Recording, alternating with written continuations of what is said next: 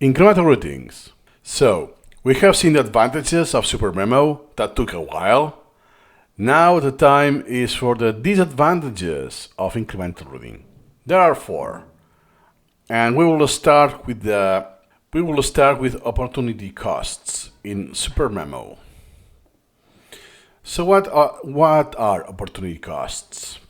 So every minute spent in learning with Supermemo is a minute not spent in other activities. Yes, it's an absolute obvious fact, but that means that this time you're not multitasking.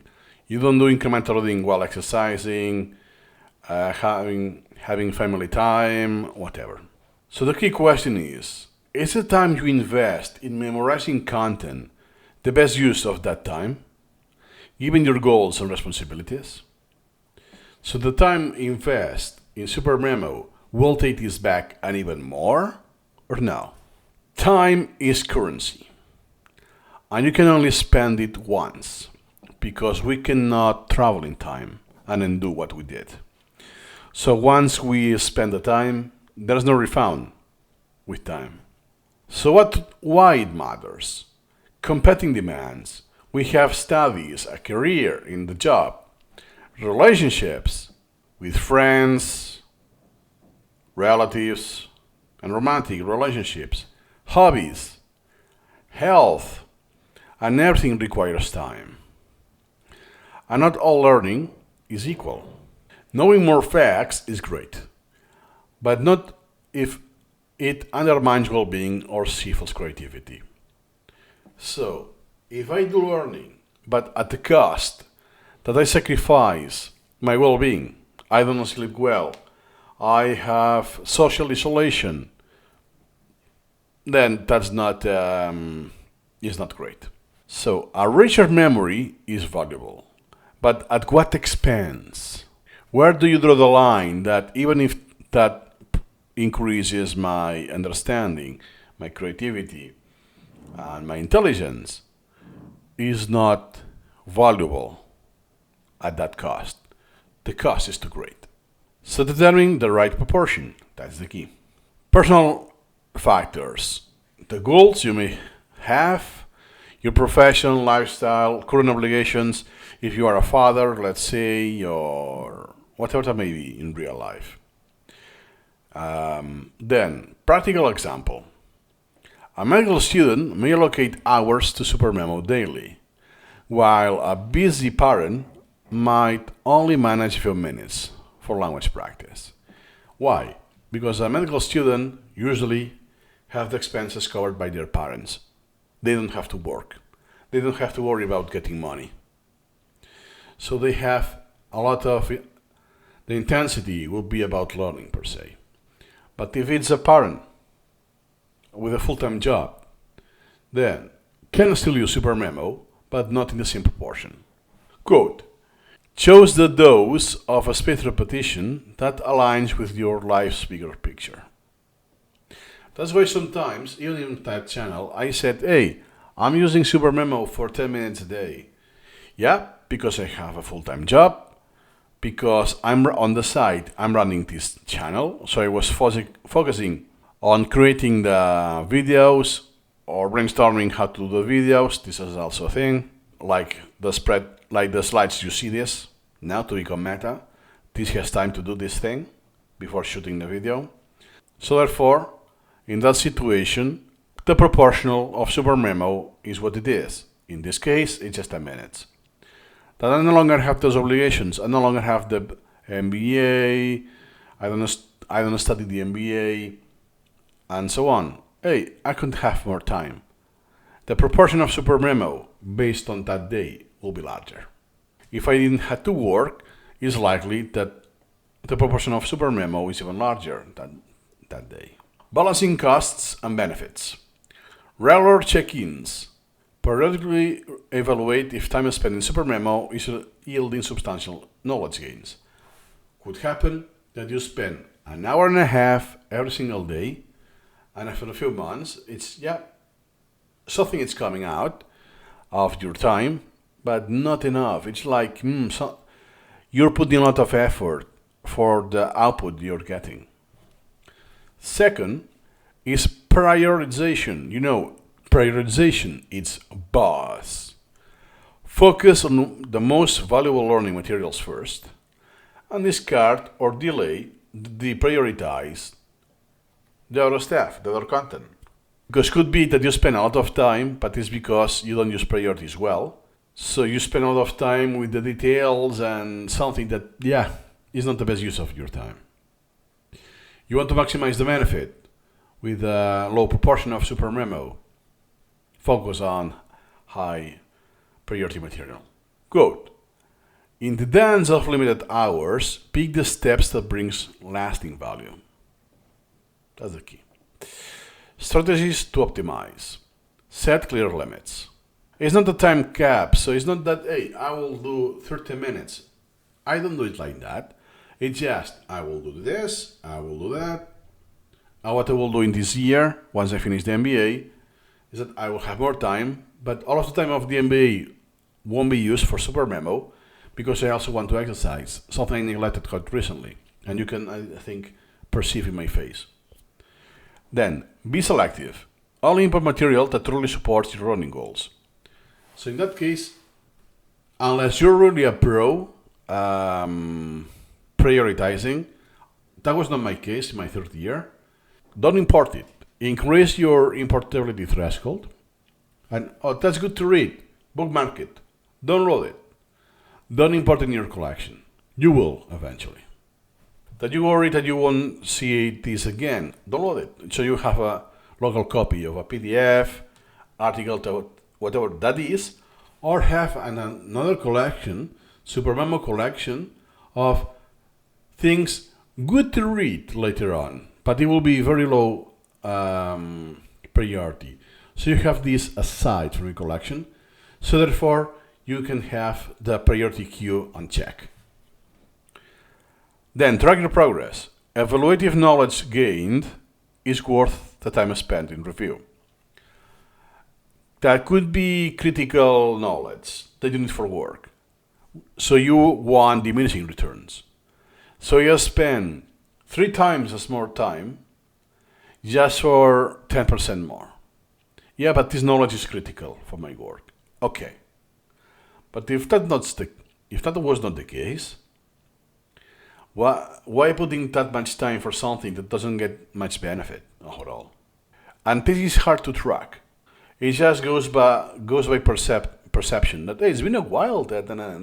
So when you have this subjective perception, you are late already. You're already late, but you can take action. That, why this is happening? In my case, it was linguistics. Yeah, I'm investing a ton of time, learning all of the linguistics, a lot of jargon, a lot of detail, but what I'm getting with this knowledge, it's not what I thought. I thought my language proficiency will increase, my awareness of the grammar will increase, but at the end of the day, that's not what I thought. So then I deprioritized and I deleted quite a lot of content that I didn't even started. That was low priority about linguistics. It's one example. Lose an opportunity cost.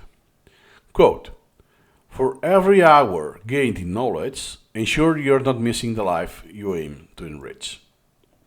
So if you have spent 1 hour of my life with this, ensure you will apply 1 hour at least.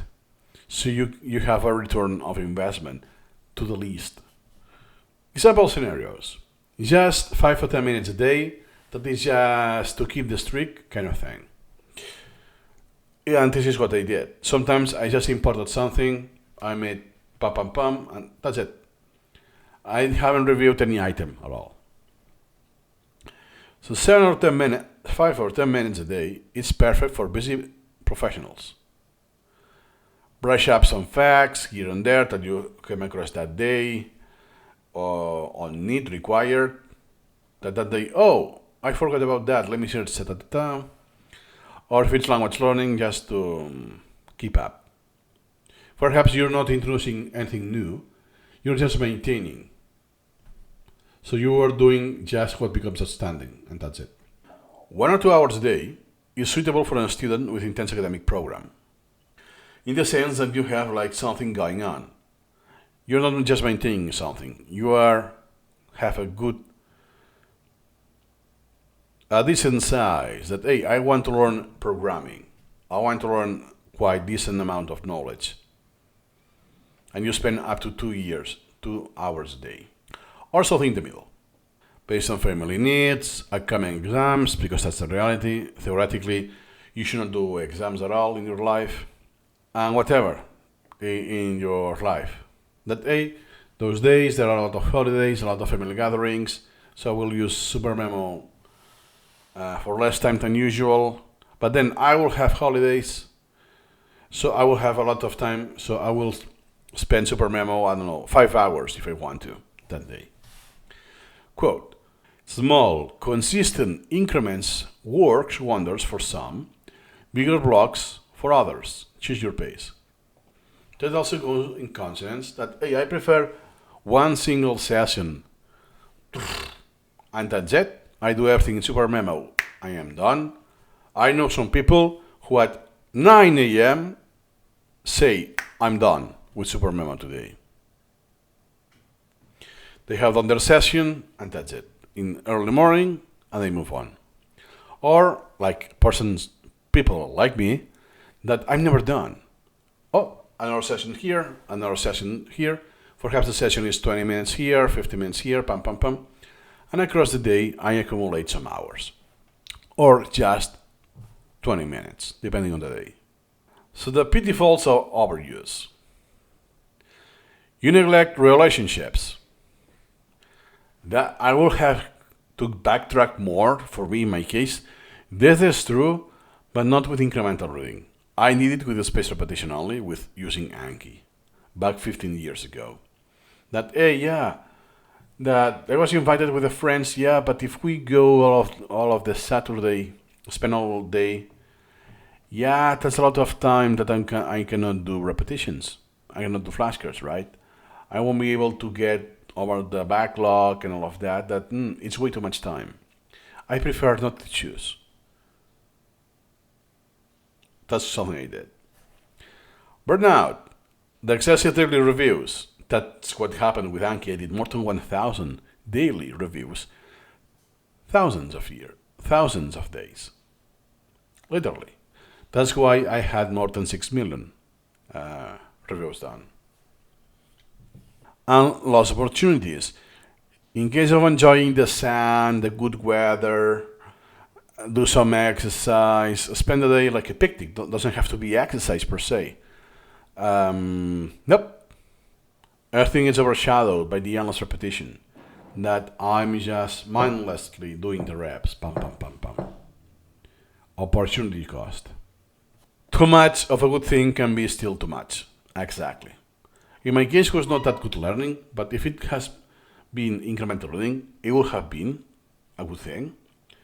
But the dose is so high that comes to an expense of sacrificing social life, well-being, mental health, and so on. Is not worth it. Conclusion. Supermemo is just a tool. And incremental reading is just the method. It's not an end by itself.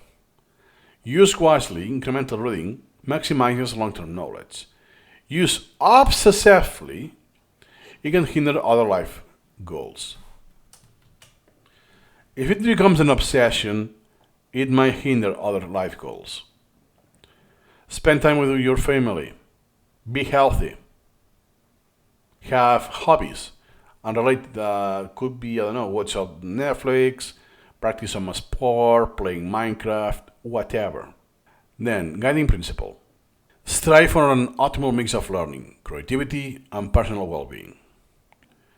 Which goes in consonance because if you are really creative, first you have learned and applied that knowledge, and you also feel good being creative. It's very good for well-being. If you are not in a good mental health, it's very likely you won't be creative at all.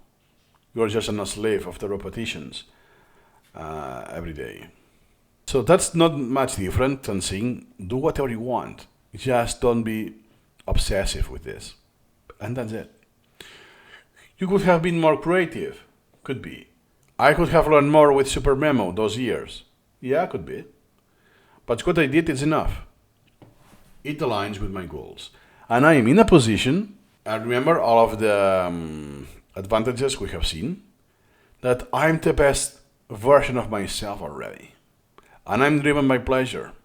Happens to be that incremental reading is so good that it's not that it just is fun, it's better, and in many different dimensions as we have seen. So, final thought. In the quest of knowledge, never forget why you wanted that knowledge, so you can live a more fulfilled life. Sometimes you even forget about that. Oh, why you learn about all of that? I don't know. I want to apply it in my real life. I will stretch it that I don't even have the chance to apply it in my real life. It was pleasurable for me to do it. That's it. If it's just for pleasure, the policy cost will be expensive. So the proportion will be low. Because remember, applicability is what you should aim at. Because at the end of the day, knowledge is not the end goal. The end goal is what you do with this knowledge. You will live a more fulfilling. You will have a more purpose life, fulfilling, rewarding life, with whatever you want, whatever is fulfilling with you. Spending time with family, creating a new tool, something new, contribute to society. Just feed your own curiosity without helping anyone to make the point of the other side of the coin. Whatever that is, that will be a success. Everything within reason, but the disadvantage is that incremental loading can screw those goals and create a huge opportunity cost. That yes, you have learned that, you acquired this knowledge, but at too expensive of a price. But you had the capacity to do it. With our methods, that will be impossible. Even if you neglected everything else in your life, you sacrificed everything else, it should not be possible either. That's my example. This video, I don't know what this video in particular, I have this open. This video is the number 19th of this section that I have, of more than one section, 100 sections of this course. I'm putting a lot of hours in this course, this Supermemo course. The opportunity cost is very high. I am sacrificing a lot of days off. That whatever I could do, I stay here at home and I do this. A lot of mornings, a lot of evenings and nights editing the videos. And I'm not getting much in return in the sense of economical, by donation. I just got still one donation for the course. And I'm putting a lot of hours in this course. The opportunity cost for me is very high. Because the outcome that I put, so the time that I put, versus what I get in return, it's asymmetric. The time I spent, I won't take it back. Doing this Supermemo course is to the expense of my own learning. I have less time for incremental reading myself because of this course. And I spend less time that I could be with family and friends or exercising. So that will be a good point, a good example of when you are already above the proportion. But it's something I want to do. No one is forcing me to do it.